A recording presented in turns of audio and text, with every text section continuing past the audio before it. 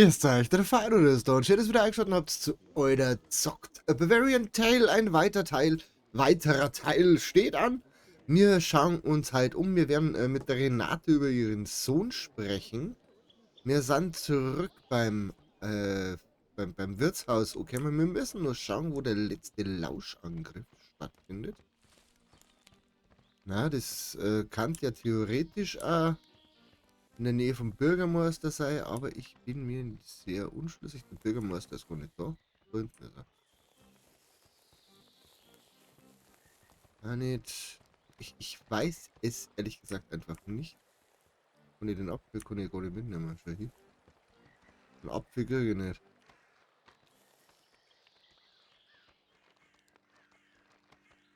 Da ist auch bloß einer. Wir müssen ja einen Lauschangriff starten. Das heißt, es sollten mehr wie eine Person auf einem Haufen stehen.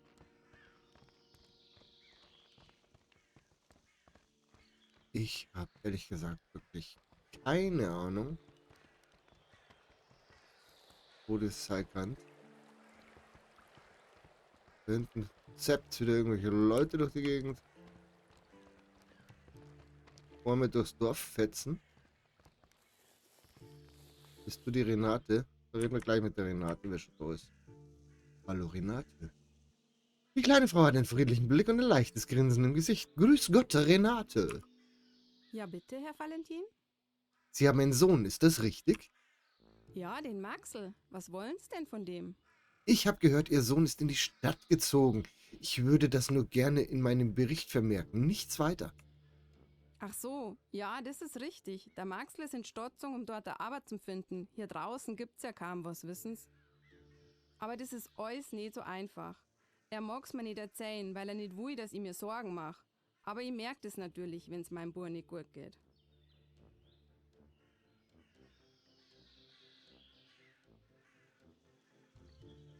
Aber Ja, bitte, Herr Valentin?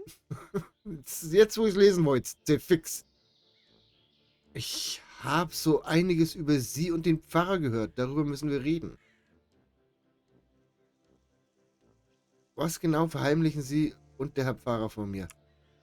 Herr Valentin, ich bitte Sie, das hat absolut nichts mit dem Mord an dem armen Lenz zum Tor.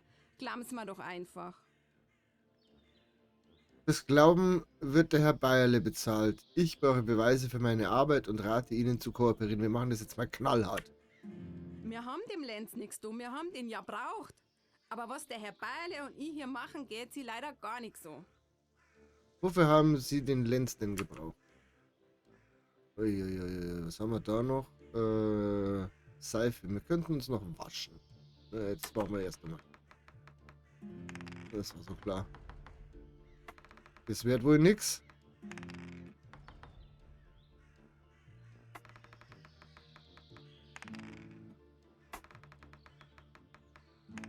Doch, es wird was. Schau hier aber ganz genau.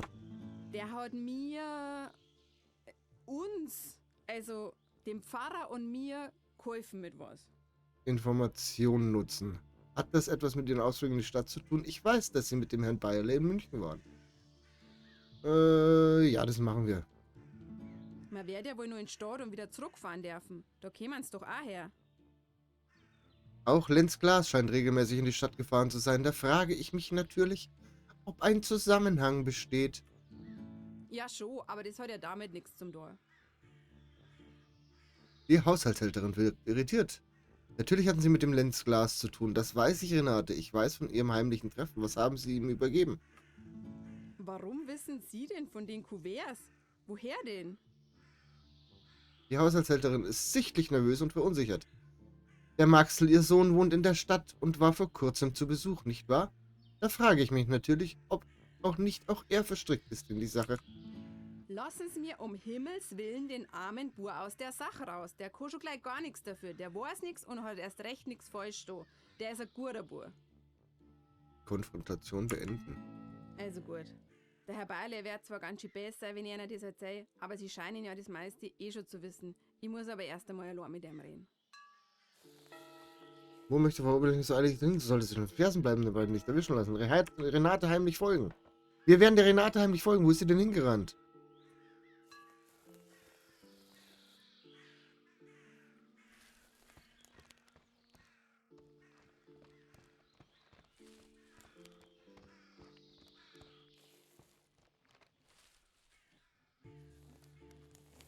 Wie soll ich ihr denn heimlich folgen, wenn die so rennt?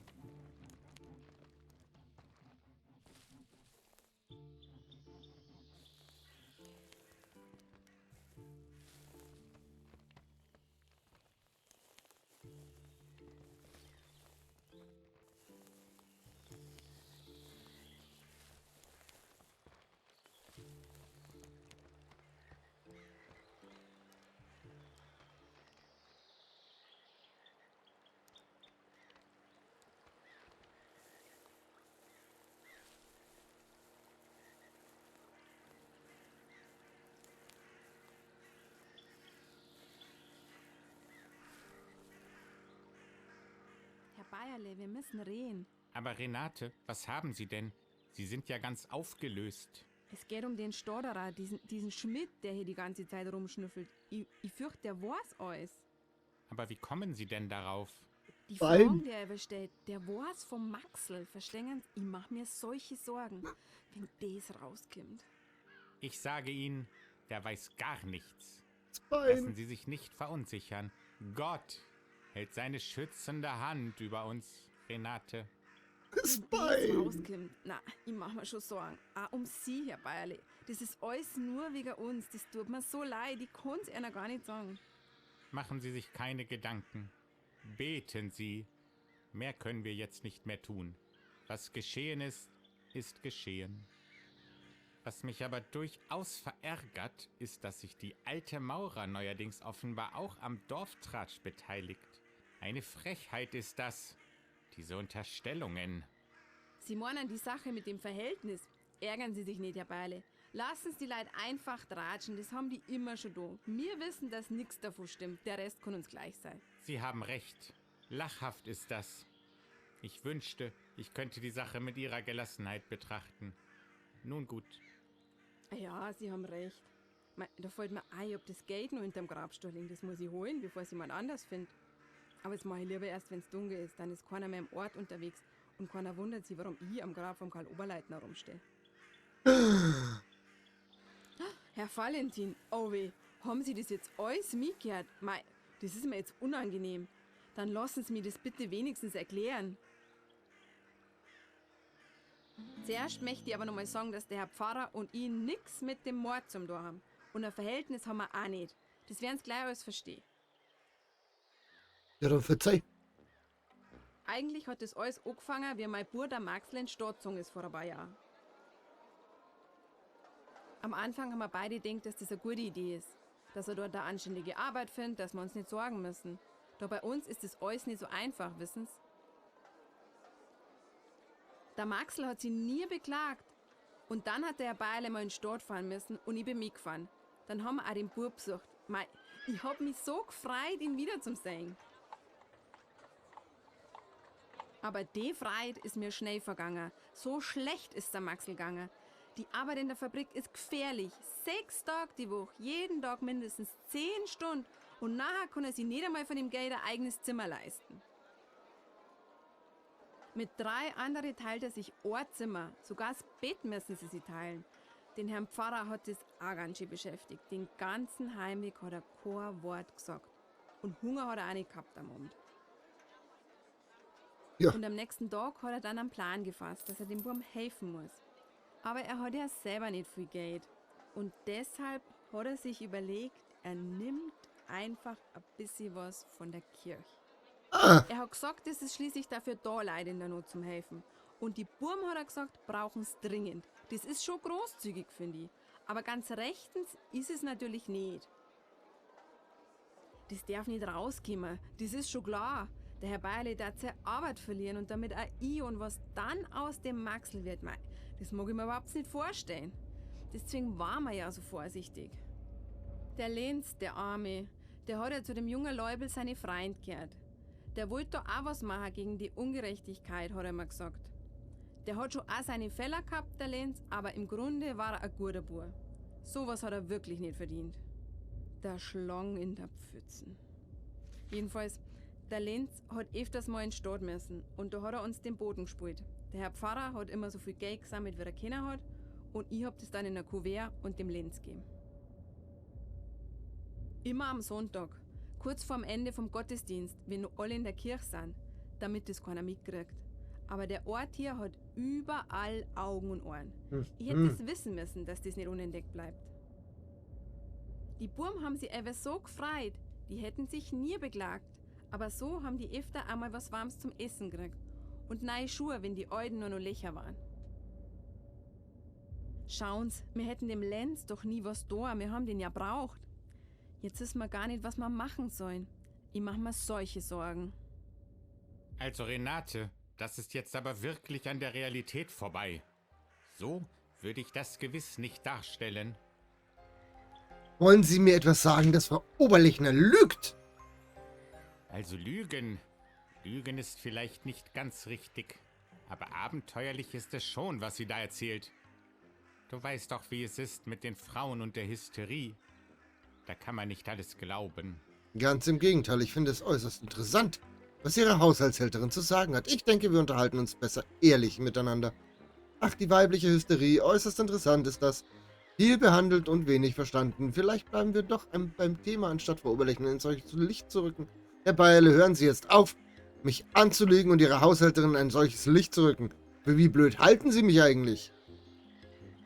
Na, ich mag das erste Mal. So langsam gehst du mir wirklich auf den Senkel mit deiner Klugscheißerei. Aber anscheinend weißt du eh schon mehr, als mir lieb ist. Ja, Wir haben stets aus Nächstenliebe gehandelt. Wir sind alle Gottes Kinder. Und ich sehe mich verantwortlich für unsere Brüder und Schwestern in Not. Und leider muss man sagen, die Zustände in den Fabriken, die langen Arbeitszeiten, die schlechte Bezahlung, das ist die pure Not. Da muss man als guter Christenmensch doch helfen. Natürlich war es nicht recht, dass ich das Geld der Kirche dafür genommen habe. Aber woher soll es denn sonst kommen? Und so kann sich der Maxel, der Bur von der Renate, zumindest hin und wieder eine warme Mahlzeit leisten. Und nicht nur er. Ich habe nicht anders gehandelt, als unser Herr, Jesus Christus, es auch getan hätte angesichts der Not. Ich bitte dich, verrate uns nicht. Sei kein Judas. Sie mögen sich vielleicht mit Jesus persönlich vergleichen. Für mich sind Sie allerdings noch immer Hubertus Bayerle und als solcher haben Sie im Gesetz gegen Gesetze verstoßen und Vertrauen missbraucht. Ich freue mich, dass Sie nun ehrlich mit mir sind. Was Sie alle drei getan haben, ehrt Sie sehr. Es ist eine Schande, dass die arbeitende Bevölkerung in solch ärmlichen Verhältnissen leben muss. Das ist jetzt sehr schwierig, aber ich mag mal kein Korinthenkacker sein. Wir machen mal das zweite. Dir ist ein Platz im Himmel sicher und meine Dankbarkeit, lieber Valentin. Da hast du recht. Es befindet sich noch immer ein Mörder in unserer Mitte. So. Das war aber jetzt nicht der Lauschangriff, den wir noch machen wollten.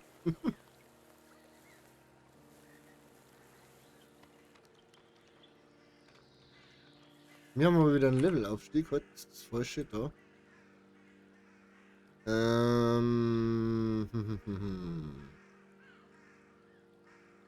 Wendigkeit, Geschick, Physis, Empathie. Wir machen mal Empathie noch hoch. Und als nächstes dann die Ausstrahlung. Da unten haben wir was für einen über Herrn Bayerle wahrscheinlich rausgefunden.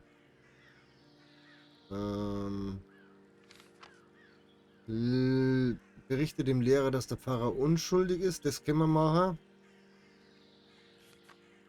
Das ist wieder das. Kann noch mehr erfahren. Das war tatsächlich genau das. Es war tatsächlich genau der Punkt, den wir hier noch machen mussten. Das ist sehr gut. Rätsel um den Ort. Ich sollte mit Kathi sprechen. Vielleicht hat sie eine Idee, was ich tun könnte, um zu verhindern, dass sich der verfeindeten Lager die Köpfe einschlagen. Das können wir also auch noch machen. Den Bibelvers haben wir auch noch nicht aufgeklärt. Und den Täter finden. Jetzt reden wir erst einmal mit dem Leubel, damit der uns nicht ausrast. Der Gradler, der Verschissene. Der huckt auf heiße Kohlen, der mag bloß zuschlagen. Der wartet einfach drauf, dass kracht. So, Leubel. Du Hampelmann.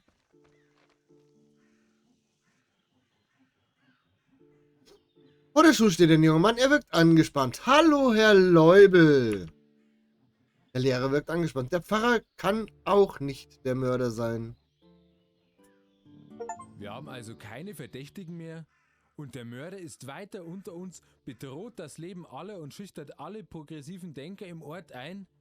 Schmidt, ich bin mir sicher, Sie haben alles getan, was Sie konnten, aber diese Ermittlung scheint in einer Sackgasse zu stecken.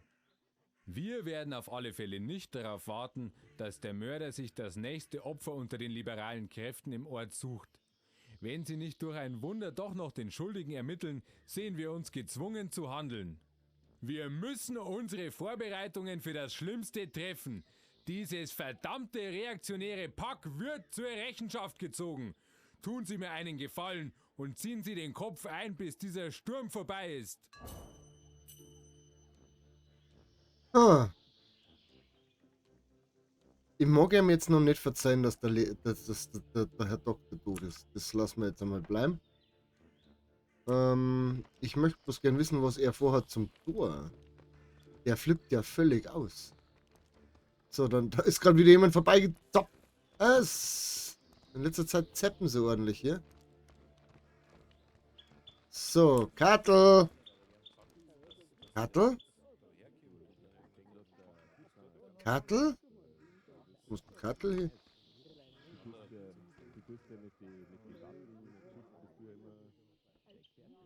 Heute steht in Dünnermann offensichtlich Peter, der Kellner des Wirtshauses. Hallo Peter! Er schaut freundlich. Ich würde Sie gerne etwas zum Wirtshaus fragen. Wegen, wie das hier so läuft mit der Kathi und mir, Manas. Das erkläre ich Ihnen schon. Gerne, sehr nett von Ihnen, danke. Die Kathi redet da nicht so gern drüber. Also über die ganze Sache. Das Wirtshaus hat nämlich ihrem verstorbenen Mo gehört. Dem August. Das war keine glückliche Ehe. Aber auch darüber weiß ich nicht besonders viel. Manchmal erzählt die Mama Gschwendner ein bisschen was. Aber die ist auch nicht mehr so ganz da. Sie haben es vielleicht schon selbst gemerkt. Auf jeden Fall besteht die Kathi wieder auf ihren Mädchennamen, seit der August tot ist. Gschwendner. Der August hat Brauner geheißen. Die Wirtschaft hat er von seinen Eltern übernommen und mit der Kathi weitergeführt. Und ich glaube, das macht die Kathi auch ganz gern hier. Die Leute Mengs, ihre Schwammerl sind im ganzen Landkreis beliebt und die hat auch ein Durchsetzungsvermögen. Na, das passt schon mit der Kathi und der Wirtschaft. Aber... Und da werde ich Ihnen gewiss nichts Neues erzählen. Als der August nicht mehr war, hatte die Kathi ein Problem. Als alleinstehende Frau arbeiten und dann auch noch in einer Wirtschaft, das ist schon schwierig nur. So einen Laden selber führen, darüber brauchen wir gar nicht nachdenken. Das war selbstverständlich keine Option. Da braucht schon ein Mann dazu. Eine Frau kann das nicht. Ich war gerade erst nach Wolpertshofen gekommen und hab mir die ersten Tage hier im Wirtshaus einquartiert. Irgendwann bin ich abends mal länger gesessen. Die Kathi und ich sind ins Reden gekommen und am Ende hatten wir eine Abmachung. Nach außen hin für ich die Wirtschaft. Den Rest macht Kathi. Ich hui für wo ich kann. Auch mit der Mutter. Ich habe ein Dach über dem Kopf. Die Kathi hat Unterstützung und kann die Wirtschaft behalten. Und Leute im Ort geben mir Ruhe. Meistens ist ja viel wichtiger, wie die Sachen aussehen und nicht, wie es tatsächlich sind. Auwe, das hätte ich nicht sagen sollen. Bitte, sagen's das der Kathi nicht. Der reißt mir einen Schädel obi. Auwe, Zwick, da komm ich nur in Teufelsküch. Ich geh lieber weiter arbeiten, bevor ich mich weiter verplapper. Schön war's, Herr Schmidt. Peter. So, flackt da wieder was rum, was wir mitnehmen können. Nein, nein, nein, das haben sie gefixt. Das ist sehr ärgerlich. Wir gehen jetzt. Oh, wir haben schon wieder einen Punkt. Einen Punkt dazu gewonnen. 2 Punkte dazu gewonnen. Dann Ausstrahlung und Geschick. Und danach Wendigkeit Physis, dass wir das alles dann wieder auf 11 haben. Jetzt gehen wir nächtigen. Bis zum nächsten Morgen eintreten. Bis zum nächsten Morgen schlafen. 5. Damit wir nicht wieder in der Nacht umeinander wuseln müssen. So, wo ist Kattel? Da ist Kattel. Unten. Katrin Gschwendner. Frau Gschwendner bedient auf der Terrasse. Die Frau Gschwendner. Was darf ich Ihnen gut da, Herr Stauderer? Danke, dass Sie mich so gut unterstützen. Kann ich mich irgendwie erkenntlich zeiten? Guten Morgen. Wo finde ich den Bürgermeister vorgestellt? Wollen Sie denn gegenseitig... Die wollen sich gegenseitig die Schädel einschlagen und ich weiß nicht, was ich dagegen nehmen soll. Ich würde gerne das kaufen. Wir machen das erste Mal. Ivo, man kann doch sie ahnungslosen Stadtmenschen nicht allein da lassen mit der Bagage. Eigentlich sind sie alle ganz nett. Sie zwangen's bloß nicht so. Das tue ich doch gern. Heute jetzt, was ich sagen, eins hätte ich vielleicht noch. Verdammt. Da kämen Sie als Besucher wahrscheinlich weiter wie ich selber. Sehen's den jungen Mo da drüben am Dorfbaum? Ja genau, der da den ganzen Tag seinen Rausch ausschlaft. Mich Muss darf ich ja sagen, ja. interessieren, wo der sein Fusel her hat. Bier brauen ja die meisten selber daheim. Ist halt nicht so gut wie das bei mir. Aber Schnapsbrenner, das ist schon noch was anderes. Das ist nicht so einfach. Ich kauf meinen Schnaps in der Stadt, ganz legal und von einer Destille mit Lizenz und alles. Aber offensichtlich gibt's da jemand, der schwarz brennt. Das macht mir's Geschäft nicht kaputt. Dem Suffkopf habe ich jede zweite Rechnung der Sport, weil er nicht zahlen hat können. Aber da herin kann ich ja besser auf ihm schauen. Zwischendrin einmal ein Wasser hinstellen. Nach dem 17. Schnaps da einen Zapfenstreich machen, dass es nicht ganz so ausartet. Das Heiferl Elend da kann man sich ja nicht anschauen. Daten Sie das da für mich? Ja, ja, klar. Schauen Sie sich doch einmal Machen wir ein bisschen nebenbei. um. Am besten gleich bei unserer Schnapsleiche. Irgendwie muss man doch außerbringen können, wer den Schnaps brennt.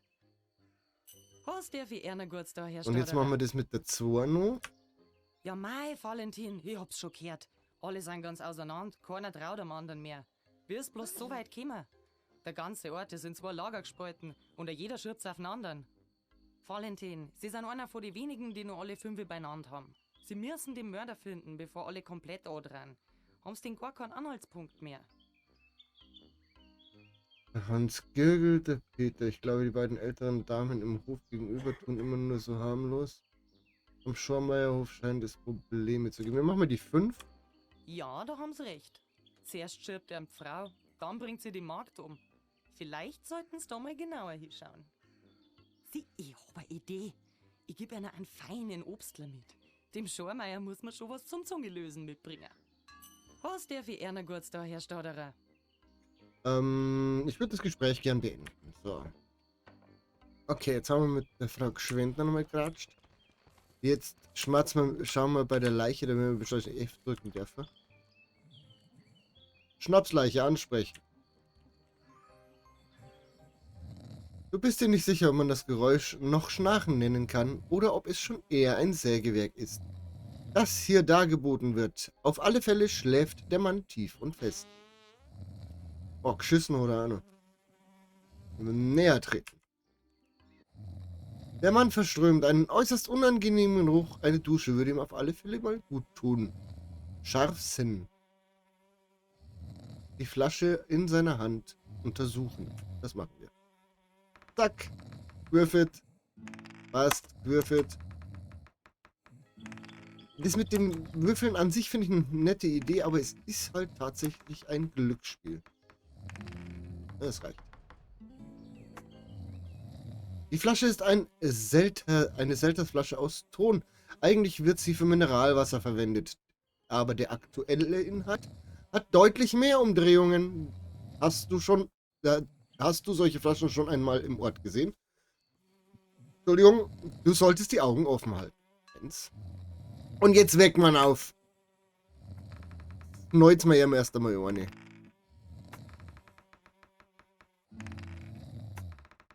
Ich habe nicht das Gefühl, dass ich da auch noch was brauche. Na, brauchen wir nichts. Hört. Mit aller Kraft schüttelst du den Mann durch und siehe da, er schlägt plötzlich die Augen auf und starrt dich verwirrt an. Ah, Sie sind ja wach. Ich hätte ein paar Fragen. Ein langes Nicken, mehr Reaktion scheint nicht möglich zu sein. Und selbst das ist von einem kurzen Aufstoßen begleitet, sodass du lieber einen Schritt nach hinten machst.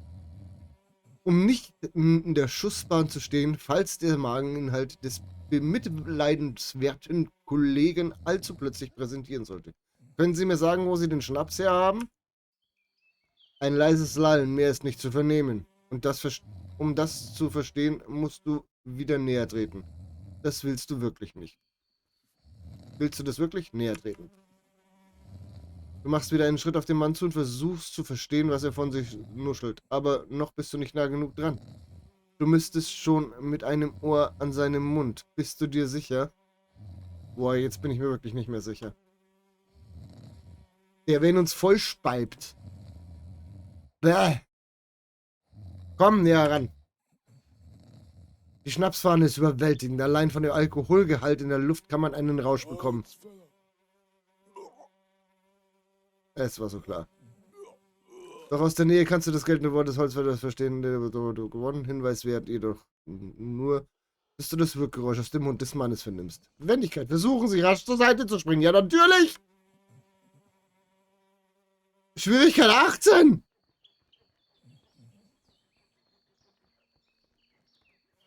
Das schaffen wir nie.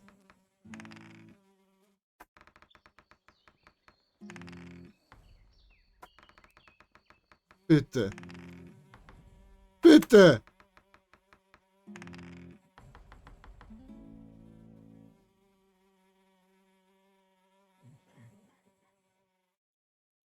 Panisch versuchst du dich aus der Bahn des Erbrochenen zu werfen und bist äußerst erleichtert, als du merkst, deine Reflexe schnell genug waren. Ein Strahl Erbrochenes schießt knapp an dir vorbei. Leck mich doch am Arsch. Direkt danach vernimmst du wieder lautes, schon fast zufrieden klingendes Schnarchen. Hier ist wohl nichts mehr zu erreichen. Der Mann verstritt dann äußerst unangenehm weg. Okay. Jesus, Maria und Josef. So. Die Physis und dann die Wendigkeit. Gerade eben haben wir immer nur denkt, mit der Physis haben wir noch mehr. Na. Gerade eben haben wir nur denken, haben wir mit dem noch nichts zum Tor gehabt. So. Holzfäller. Wo waren denn Holzfäller? Holzfäller waren dort hinten. Ich glaube, diese Richtung. Ja. Ja.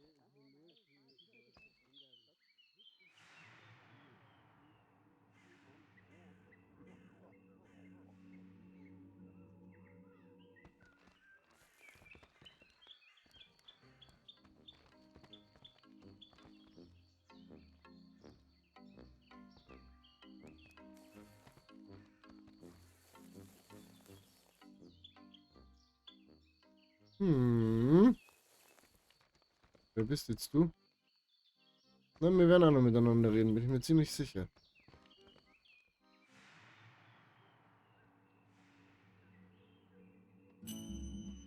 Habe ich's doch gewusst. Tonflasche.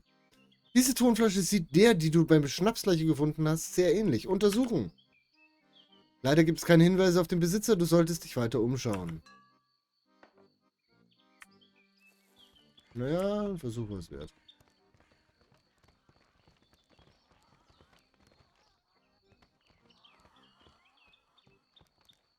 Das ist wieder Tatortgeschichte.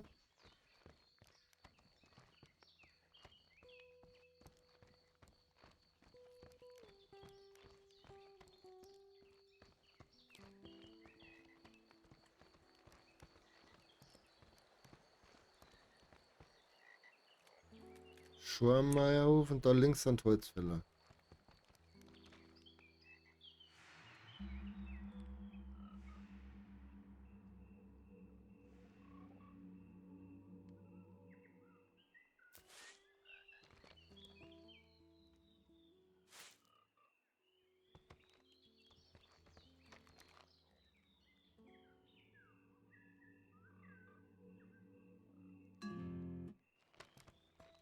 Ja, das, wenn ich nochmal raus habe, dass das schneller geht mit den Brezen. Nützliches. Große Breze. Kann man das nicht irgendwie auf die 1 legen? Na, wahrscheinlich nicht.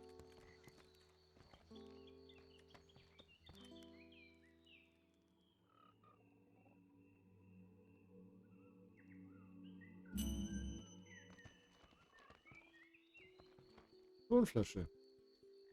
Hier liegen gleich mehrere Tonflaschen und das mitten im Lager der Holzfälle. Das kann kein Zufall sein. Du solltest ihnen einmal auf den Zahn fühlen.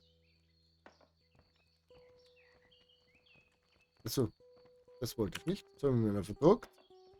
So, hey du, Hame. Yes! Bleib da. Die Männer scheinen in ihrer Arbeit vertieft. Ich hätte ein paar Fragen zu diesen Schnapsern. Ich hätte noch ein paar Fragen. Wir machen mal, ich hätte noch ein paar Fragen. Unschlüssig starrt der Holzfäller dich an. Ich wäre sehr interessiert daran, woher ihr den Schnaps habt. Das vergiss gleich wieder. Wir sagen nix. Wenn das rauskommt, kriegen wir am Ende nix mehr von dem guten Zeug. Auf keinen Fall.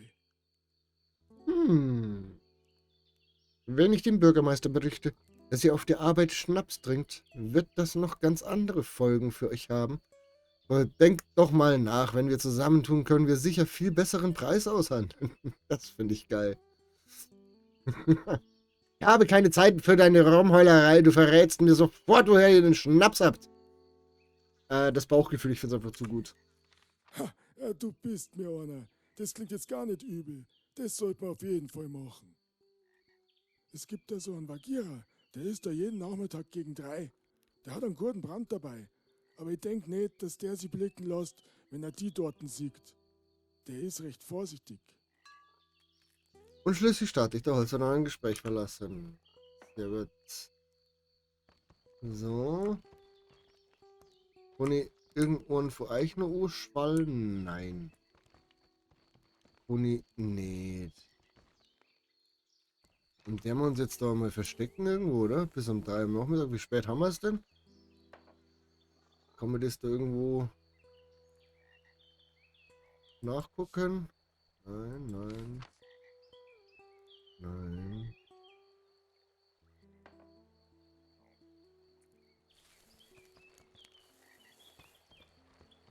Vielleicht, wenn wir uns da oben auf den Stor draufstellen, das ist aber, oh, das ist weit.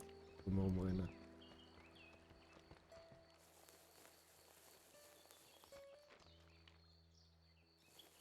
Dass wir uns den von oben anschauen.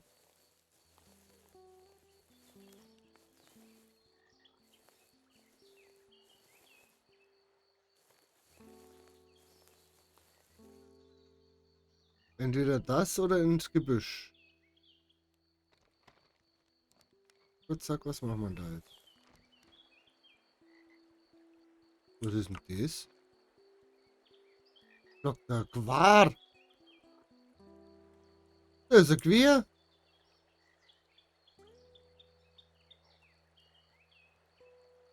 Ah.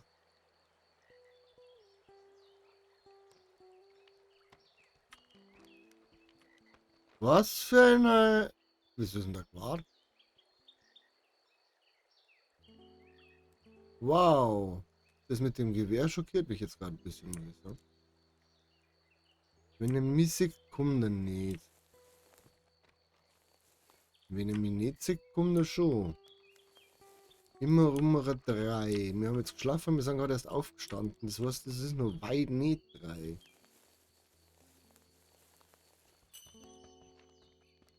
Ping. Was hat der Ping gemacht? Und eigentlich Boni nicht drehen. Und die kannten wir aber da wahrscheinlich im Gebüsch verstecken. So. Wisst ihr was? Wir starten beim nächsten Mal damit, dass wir hoffen, um 3 Uhr diesen jungen Mann zu treffen. Und mittags quasi, wenn es wieder einschaltet. Ich hoffe, es hat die Folge gefallen. Lasst mir doch bitte einen Daumen da, ein kostenloses Abo, aktiviert die Glocke, um kein weiteres Video mehr zu verpassen. Die Kommentare sind nur für euch gemacht. Und wir sehen uns das nächste Mal wieder. Und bis dahin, bleibt gesund, werdet gesund. Und genießt euer Leben, weil es ist Hauptbesonders. Für euch und Baba. Ah ja, da feiert, Leute.